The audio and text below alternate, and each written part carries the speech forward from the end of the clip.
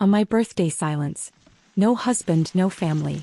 I called, he laughed. I'm in Lake Como, with your sister. She purred. He's divorcing you and upgrading. I sent a photo.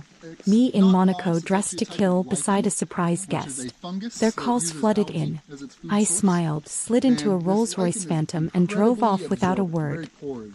The buzzing of my phone's alarm felt more piercing than usual on this morning, my 34th birthday. I silenced it and stared at the empty space beside me where Matthew should have been. No text messages.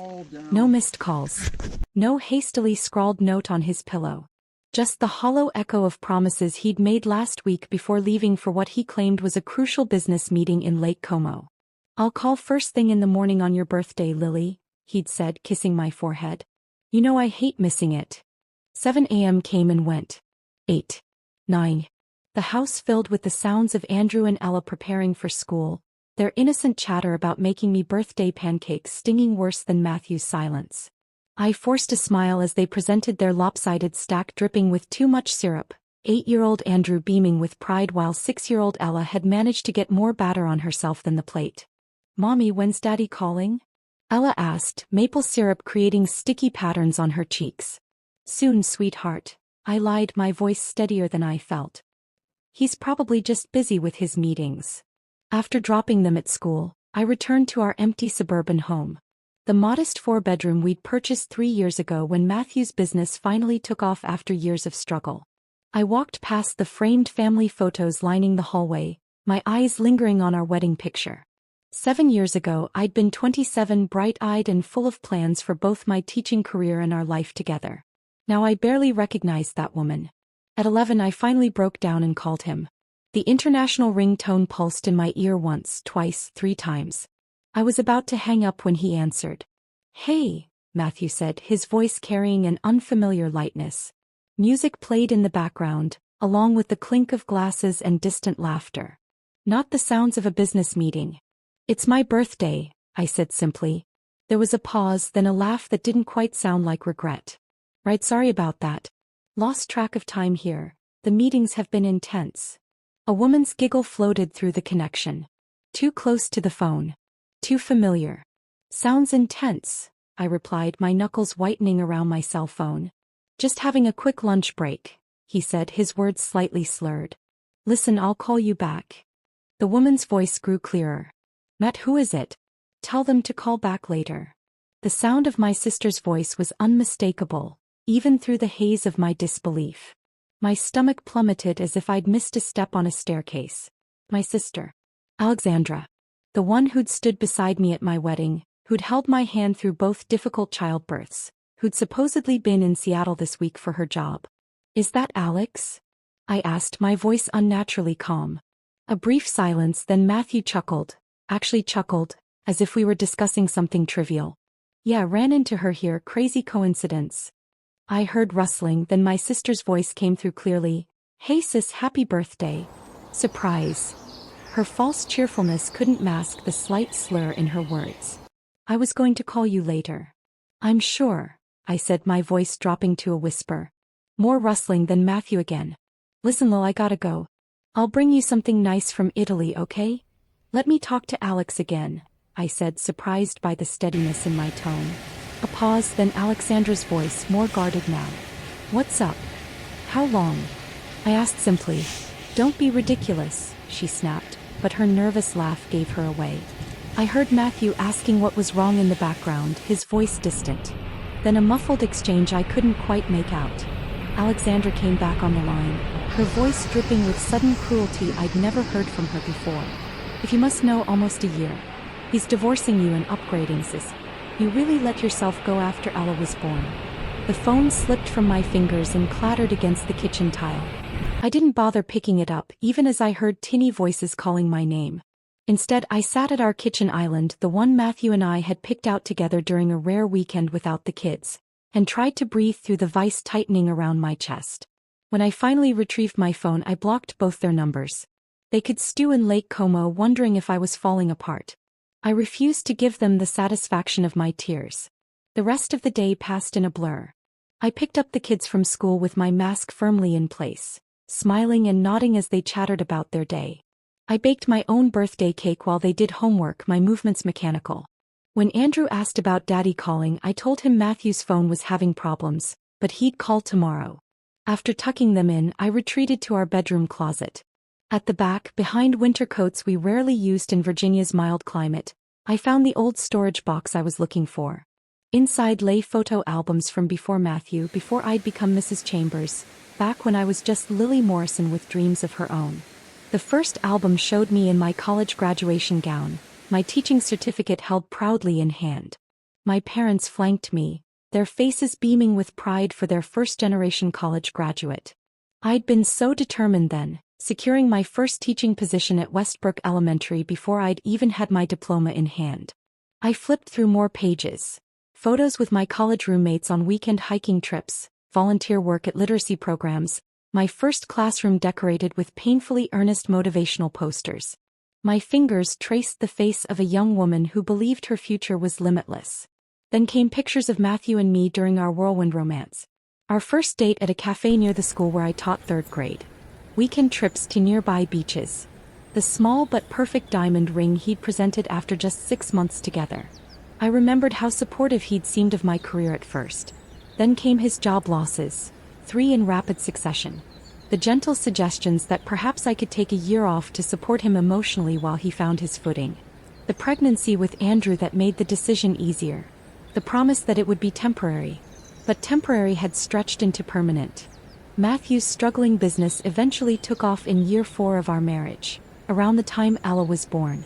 By then my teaching certificate had lapsed, and the woman in these photographs had disappeared into grocery lists, pediatrician appointments, and being the perfect corporate wife at Matthew's business dinners. I closed the album and leaned back against the closet wall, surrounded by the detritus of a life I'd willingly put on hold for a man who was at this very moment laughing in Lake Como with my sister. The betrayal cut deep, but something else was stirring beneath the pain. A flicker of the determination that young woman in the photographs once possessed. Tomorrow I decided I would start making calls. But tonight I allowed myself to mourn, not just for my marriage but for the years I'd lost sight of myself. Sleep evaded me that night. By 5 in the morning I abandoned the pretense, slipped on my robe and padded downstairs with a determination I hadn't felt in years. If Matthew wanted a divorce, I needed to understand exactly what I'd be fighting for, or against. His home office had always been off limits, an unspoken rule established early in our marriage. Business papers are boring and confidential, he'd say whenever I ventured too close. Nothing you need to worry your pretty head about. The condescension had always bothered me, but I'd swallowed it along with so many other small indignities. Not today. The door opened silently and I flicked on his desk lamp, casting a soft glow across the meticulously organized space. Unlike the rest of our home where evidence of family life abounded, this room contained no photos of the children or me. Just degrees, awards, and a single picture of Matthew shaking hands with the mayor at a Chamber of Commerce event. I started with the filing cabinet, methodically working through folders labeled with client names and project numbers. Most contained contracts and correspondence I only partially understood, but in the drawer marked pending, I found a thick folder for something called Project Apex. The proposal outlined a massive commercial development in Northern Virginia, easily 5 times larger than anything Matthew's company had managed before. My breath caught when I turned to the final page and saw the potential client's name. Ryan Calloway, CO, Calloway Development Corp. Ryan Calloway. The name hit me like a physical blow. Ryan from Westlake High. Ryan who'd taught me to drive stick shift in his father's old pickup. Ryan who'd taken me to senior prom when my original date came down with mono. Ryan who'd stayed in touch through college before life and distance gradually pulled us apart. I hadn't thought of him in years, but seeing his name now felt like a lifeline being thrown while I was drowning. I checked the date on the proposal. It was scheduled for final review next week. According to Matthew's calendar, which I found open on his laptop, he would be meeting Ryan's team in New York on Tuesday to finalize the details. Lake Como had never been a business trip. Just a romantic getaway with my sister while closing in on the biggest deal of his career. Dawn was breaking as I made coffee and settled at the kitchen table with my laptop. A quick search confirmed that Ryan had indeed done well for himself, building a reputation for sustainable commercial developments with community focus. His company bio mentioned his Virginia roots and commitment to revitalizing smaller communities with thoughtful growth, values Matthew had always dismissed as unprofitable idealism when discussing competitors. I hesitated with my finger over the Contact Us button on the Callaway Development website. What exactly was I hoping to accomplish? Warn an old friend about my husband's character? Beg for information? The desperation of my situation suddenly hit me full force and tears threatened again. Then I noticed something in the project description that didn't add up. The proposal in Matthew's office included several innovative community integration concepts that I'd never heard him discuss. In fact, they sounded nothing like his usual profit-first approach. I dug deeper into the Callaway development site and found similar language in Ryan's previous projects. My hands trembled as I picked up my phone and dialed the direct number listed on the proposal. Callaway.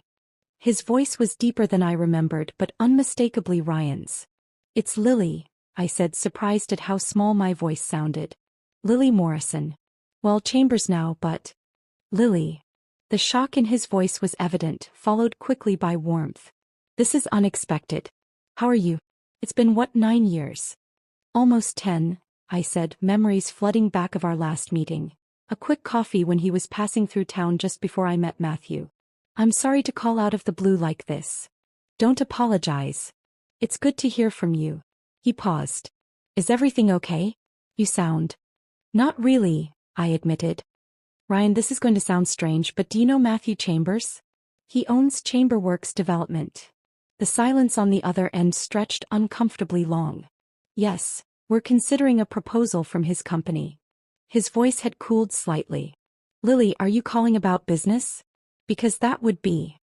"He's my husband," I interrupted. "And he's currently in Lake Como with my sister, telling me it's a business trip while planning to divorce me." Another long pause. "I'm sorry," Ryan finally said, his voice gentler. "That's awful. But I'm not sure how I can help." "The proposal he sent you," I said, flipping through the pages in front of me. "These community integration concepts. The sustainable materials sourcing plan. The local artist installations. Did he present these as his ideas?" "He did," Ryan replied slowly. "Are you saying they're not?" "They're nothing like anything he's ever built or talked about," I explained. "Matthew thinks public spaces in commercial developments are wasted revenue opportunities." His exact words at our last neighborhood association meeting. "Interesting," Ryan said, his tone shifting to something more businesslike. "Because those elements were exactly what put his proposal ahead of others. We have a meeting next Tuesday to finalize." I took a deep breath. "I think he's copied these ideas from somewhere else, possibly from your own previous projects. It wouldn't be the first time he's taken credit for other people's work." The silence that followed was different, calculating rather than shocked. "Lily, I think we should continue this conversation in person," Ryan finally said. "Can you meet me tomorrow? I'm actually in Falls Church for a site visit. There's a cafe called Roasted on Main Street." "I have kids," I said automatically, the reflexive response of a mother who's forgotten how to prioritize herself. "Bring them," he said simply. "I'd like to meet them. And Lily? Bring that proposal if you can. I think we have a lot to discuss." As I hung up, I noticed my hands had stopped shaking. For the first time since that devastating phone call yesterday, I felt something beyond pain and shock. It was a rusty, unfamiliar feeling that took me a moment to identify. It was the stirring of purpose.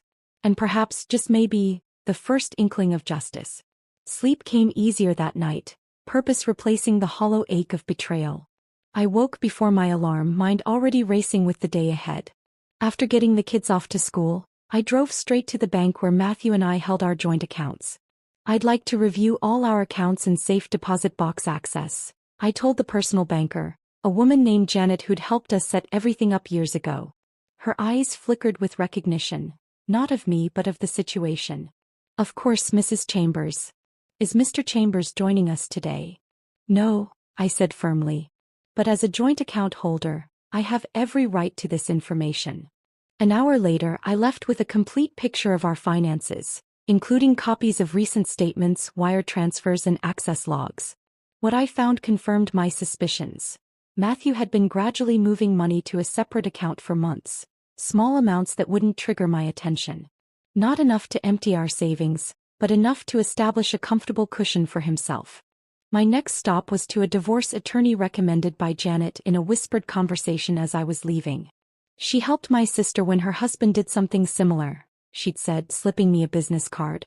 Patricia Miller's office was modest but professional, her handshake firm and her eyes kind but shrewd. "Tell me everything," she said after I'd settled into the chair across from her desk. I did, from the birthday phone call to the discovered business documents to the separate bank accounts. "Classic pre-divorce behavior," she confirmed, making notes. "And the business? Your name isn't on any of it." "No. He always insisted it was better for tax purposes." She nodded. "But you've been supporting him throughout its development? Taking care of the home, children, entertaining clients, allowing him to focus entirely on building the company." "For 7 years," I confirmed. "Then you're entitled to a portion of its value regardless of whose name is on the paperwork. Virginia recognizes contributions of a homemaking spouse." She tapped her pen against her notepad. "What's your ideal outcome here, Lily?" The question caught me off guard. I'd been so focused on what I was losing that I hadn't considered what I wanted to gain. "Stability for my children," I said automatically. "Financial security. And—" I hesitated, then added, "recognition for what I've sacrificed." Patricia smiled for the first time. "Good. Now let's talk strategy." By the time I left her office, I had a clear plan for the legal aspects. Don't confront Matthew yet. Document everything. Secure copies of all important papers. Establish independent accounts. But the business angle, that required a different approach altogether. I met Ryan at Roasted as planned, Andrew and Ella in tow with their backpacks full of activities. They sat at a nearby table with hot chocolates and cookies while Ryan and I talked at a discreet distance. "I've looked deeper into the proposal," Ryan said after warm greetings and catching up. "These aren't just similar concepts to our previous projects. They're direct copies, down to some of the wording." I slid across the additional documents I'd taken from Matthew's office. "There's more. These are preliminary sketches for the innovative community spaces he's proposing." Ryan examined them, frowning. "These are almost identical to the riverfront commons we completed in Pittsburgh last year. We had those published in Urban Development Quarterly." "Which Matthew subscribes to," I confirmed. "Along with every major publication in the industry." Ryan set down his coffee cup with deliberate care. "Lily, this is intellectual property theft. If we'd signed this deal—" "I know." I met his eyes steadily. "And I'm guessing this isn't the first time he's done it." Ryan pulled out his tablet and quickly searched something. "The Westbrook Center his company completed last year." I thought it looked familiar. "It's remarkably similar to a Henderson design project from Chicago." We looked at each other, the implications clear. My husband wasn't just an unfaithful spouse. He was a fraud whose business success was built on stolen ideas. "I need to cancel this deal," Ryan said. "But more importantly, we need to document this pattern." "We?" I asked, surprised by his investment in the situation. I've always wondered what happened to the Lily Morrison I knew, the one who was going to change education for underprivileged kids one classroom at a time. His smile was gentle but searching. "I'm seeing glimpses of her again." I glanced at my children, happily drawing at their table. "She got lost somewhere between diaper changes and being the perfect corporate wife." "Well, I'm glad she's finding her way back." He hesitated, then continued. "Our European headquarters is in Monaco. I need to fly there next week for quarterly meetings. The timing might work in our favor." "How so?" "Matthew expects to sign this deal Tuesday. When he discovers it's cancelled, he'll be desperate to salvage it. Desperate enough to follow if I suggest relocating the meeting." I caught his meaning immediately. "To Monaco." "Exactly. Away from his comfort zone. Away from his support network." Ryan leaned forward. "And if his wife and children happen to be there too?" "He'd panic," I finished, the pieces falling into place. "Especially if he thinks I know everything." Over the next hour, a plan took shape between us. Not just a confrontation, but a carefully orchestrated series of moves designed to protect my interests and expose Matthew's deceptions. That evening, after tucking the children into bed, I stood before my bathroom mirror, studying my reflection. Somewhere in the past 7 years I'd stopped seeing myself. Really seeing the woman behind the roles of mother and wife. My wardrobe had shifted to what Matthew preferred, my hairstyle chosen for low maintenance rather than how it framed my face. On impulse, I grabbed scissors and cut the long layers Matthew had always insisted made me look more feminine. The shoulder-length bob that emerged felt like a declaration of independence. The next day, I took half of our accessible savings and opened my own account. I contacted our family doctor and arranged for both children's medical records to be copied. I had copies made of birth certificates, social security cards, and passports. Each action was a stitch in the safety net I was weaving for our future. Ryan called daily, updating me on the business side of our strategy. He'd formally canceled the deal with Matthew's company, citing irreconcilable differences in business philosophy. "He's called me 6 times, Ryan reported. I finally took his call and suggested we might reconsider if he met me in Monaco next week to discuss a revised approach. And he booked his flight immediately. First class." Ryan's voice held grim satisfaction.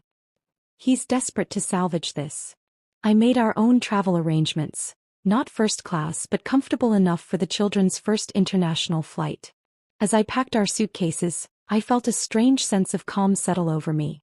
This wasn't just an escape or a confrontation. It was reclaiming the life that had been slowly disappearing beneath the weight of Matthew's expectations and deceptions. "Are we really going to Europe, Mom?" Andrew asked excitedly as I tucked his favorite books into his carry-on. "Yes, sweetheart. And it's going to be the beginning of something new for all of us." The flight to Nice was a blur of in-flight movies, Andrew's endless questions about Europe, and Ella falling asleep against my shoulder. We landed early in the morning, the Mediterranean sunlight painting everything in shades of gold that seemed almost dreamlike after the emotional darkness of the past week. "Is that the ocean?" Ella asked, pressing her face against the taxi window as we traveled from Nice to Monaco. "It's the Mediterranean Sea," I explained, feeling a flutter of excitement despite everything. I'd never been to Europe. Matthew had always traveled internationally for business alone, claiming it wasn't practical to bring family along. Our hotel overlooked the harbor, modest by Monaco standards but still nicer than anywhere I'd stayed in years. Ryan had booked connecting rooms for us, with a small balcony where the children immediately rushed to count the yachts bobbing in the distance. "They're adjusting well," Ryan observed, joining me at the railing while the kids debated whether a particularly large vessel qualified as a super yacht. "Kids are resilient," I said, though my stomach churned with doubt. "I've told them we're helping with Daddy's business trip and having a special adventure. The truth will come soon enough." Ryan's company headquarters occupied 2 floors of a sleek building near Monte Carlo. He'd arranged for the hotel's childcare service to watch Andrew and Ella while we attended to business, promising them an afternoon exploring Monaco's Oceanographic Museum afterward. "Are you ready for this?" Ryan asked as we entered the modern lobby with its panoramic views of the city and sea beyond. I smoothed down the navy blue dress I'd purchased specifically for this confrontation, professional enough for a business setting, elegant enough to make a statement. As ready as I'll ever be. We timed it perfectly. Matthew was scheduled to arrive at 2 p.m. for what he believed was a meeting to salvage the deal. At 1:30, we gathered in the conference room with Ryan's legal team and chief financial officer, who had been briefed on the situation. "We have clear evidence of intellectual property infringement," the company's legal counsel confirmed, reviewing the documents I'd provided. "Multiple instances across several projects." Ryan nodded grimly. "Enough to justify immediate termination of negotiations and potentially pursue damages." The corporate language felt strange in my mouth, but I pushed through. "I'd like to be present when you inform him," I said. "But not immediately visible." Ryan understood. We arranged the seating so I would be partially obscured by a support column when Matthew first entered. His assistant showed us the security feed from the lobby on her tablet. Matthew had arrived early, pacing nervously near the reception desk. "Showtime," Ryan murmured. I watched Matthew enter the conference room, his confident stride faltering slightly when he saw the assembled executives. He hadn't expected a full meeting. He'd been hoping for a private conversation where his charm could work its magic. "Matthew," Ryan greeted him coolly. "Please have a seat."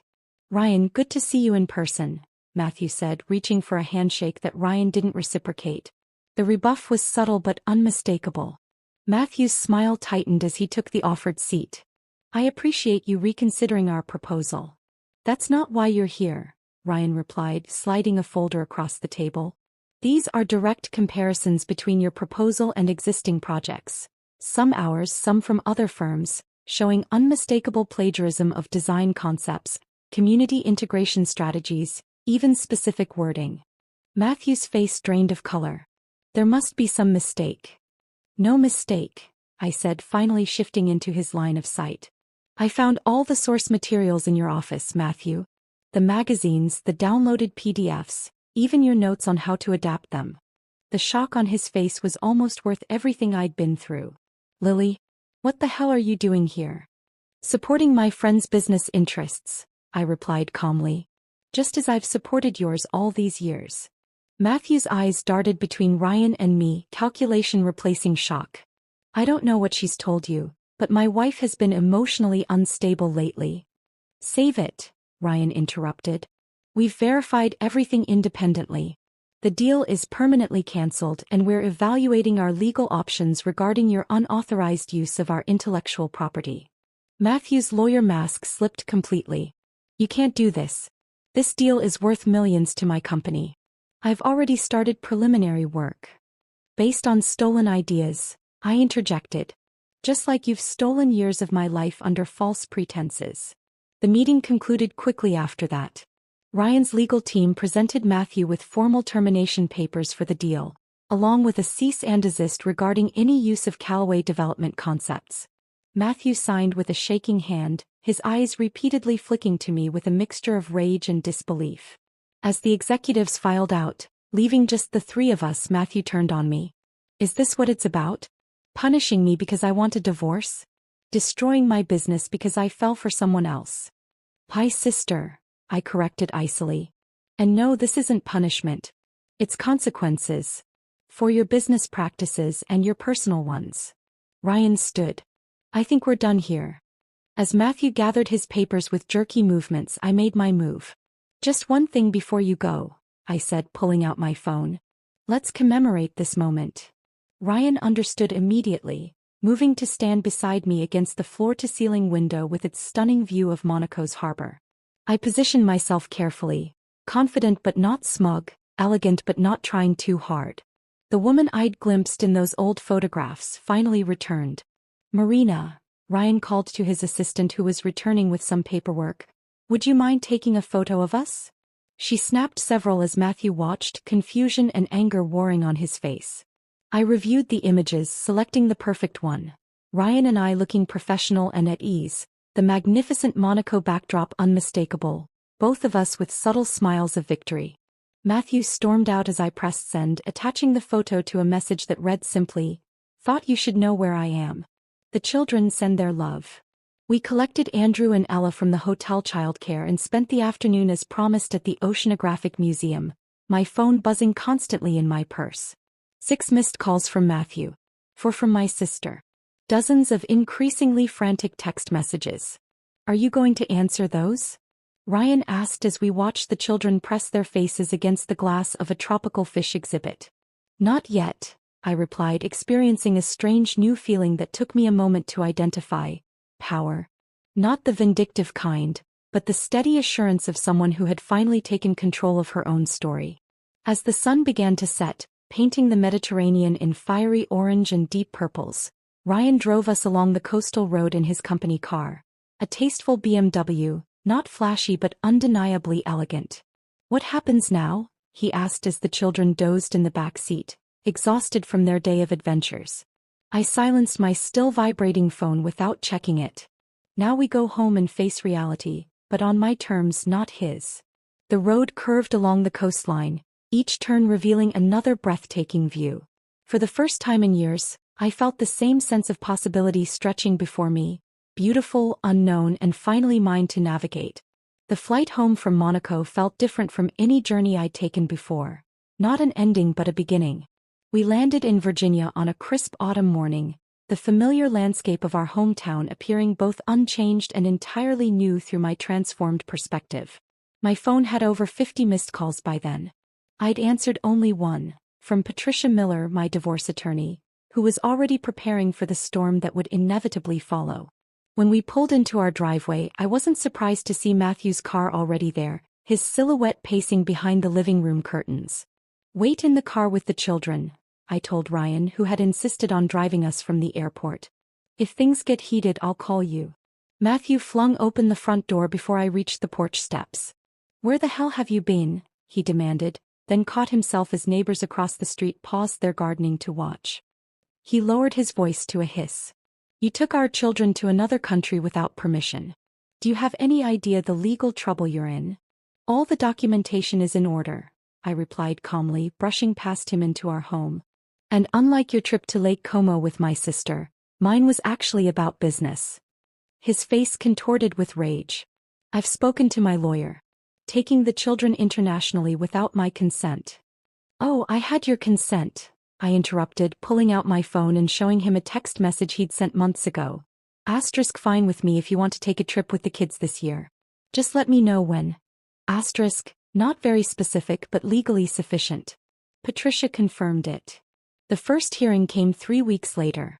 Matthew had hired Brandon Ellis, a notorious divorce attorney known for aggressive tactics.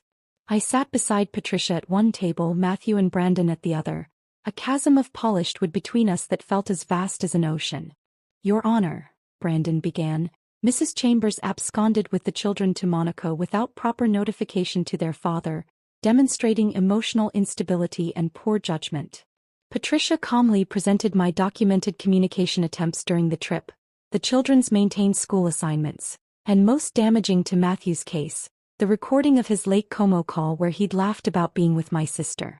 "It appears Mr. Chambers was not concerned about his children's whereabouts while enjoying Italy with his sister-in-law," Patricia noted dryly. The judge's expression spoke volumes.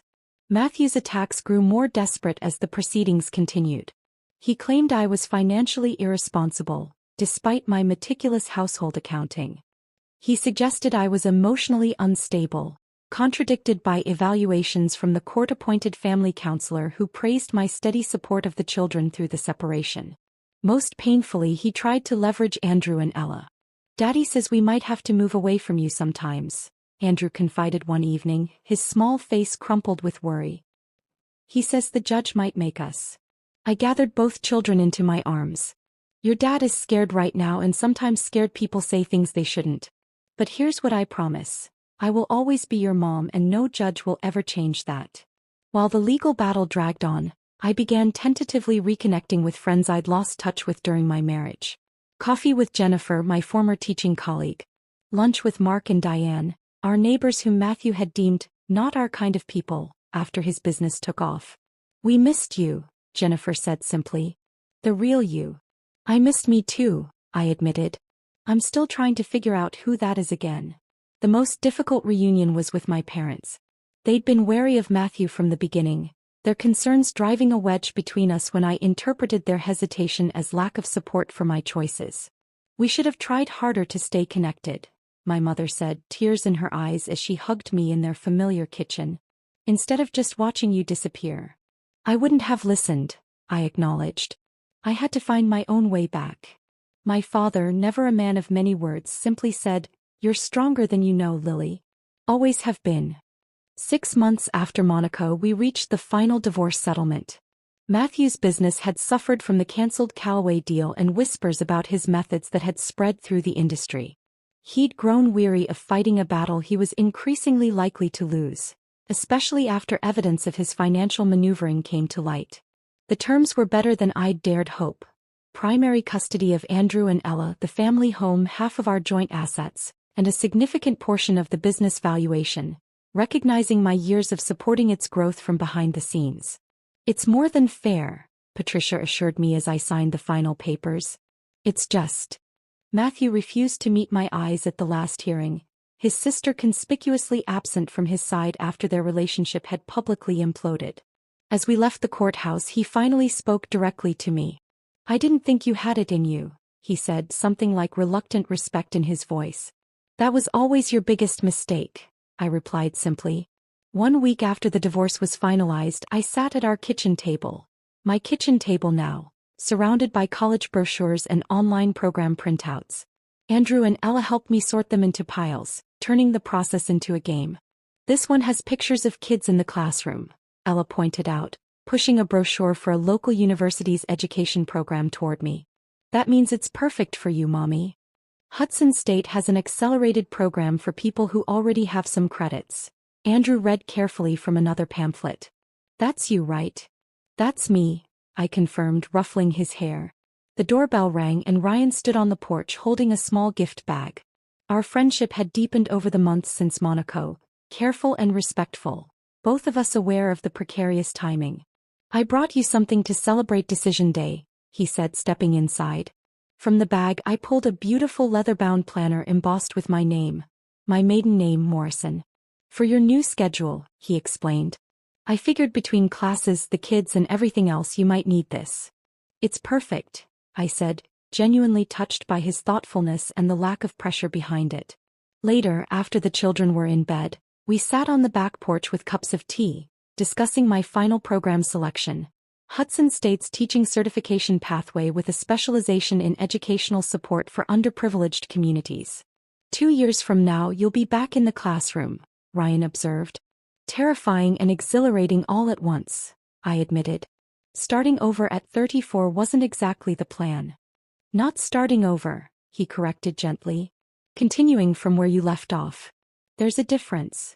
As the evening breeze carried the scent of my newly planted garden, I reflected on the journey of the past year, from the silent birthday that had shattered my world to this moment of quiet possibility. The path ahead wasn't perfectly clear or guaranteed, but it was authentically mine. I'd lost a husband but found myself, and somehow that felt like the better end of the bargain.